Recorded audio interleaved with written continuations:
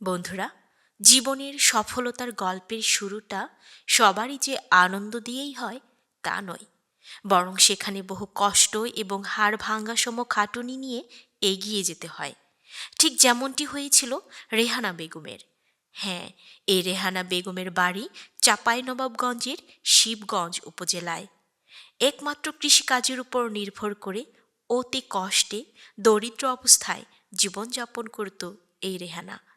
তবে সংসার বাঁচাতে এবং সংসারের মানুষের মুখে দুবেলা ভাত জুটিয়ে দেওয়ার জন্য তিনি অনেক পন্থা খুঁজতে লাগলেন।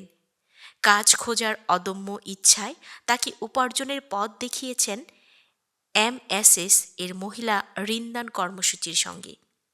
এখান থেকে তিনি কিছুটা অর্থ নিয়ে ঋণ নিয়ে তার স্বামীর সাথে পোলট্রি ব্যবসা শুরু করেন। গড়ে তোলেন মোস্তফা পোলট্রি ফার্ম নামের একটি প্রতিষ্ঠান। শুরুতে অনেক পরিশ্রম, আর্থিক সমস্যা বা অন্যান্য সমস্যার অন্ত থাকে না। তবে যে কোনো সমস্যা টিকিয়ে রাখার জন্যেই ধৈর্য এবং সাহস প্রয়োজন। তাই এই যুগলদ্বয় তাদের সর্বাত্মক দিয়ে এ ব্যবসাও সফলতার দ্বারে উপনীত করতে অনেক পরিশ্রম করেছেন। ক্ষুদ্র আয় থেকে শুরু করে তাদের ব্যবসায়িক মূলধন প্রায় 8 লাখ টাকায় দাঁড়িয়েছে।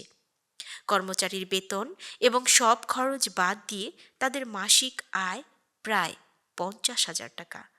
পারিবারিক চাহিদা মেটানোর পাশাপাশি এই টাকা থেকে কিছু ভবিষ্যতের জন্য তিনি সঞ্চয় করে রেখেছেন। বন্ধুরা, ইচ্ছে শক্তি এবং একটু সহযোগিতা পেলে যে স্বাবলম্বী হওয়া যায়, আশেপাশের মানুষের কাছে এমনই এক দৃষ্টান্ত উপস্থাপন করেছেন রেহানা এবং তার স্বামী মোস্তফা।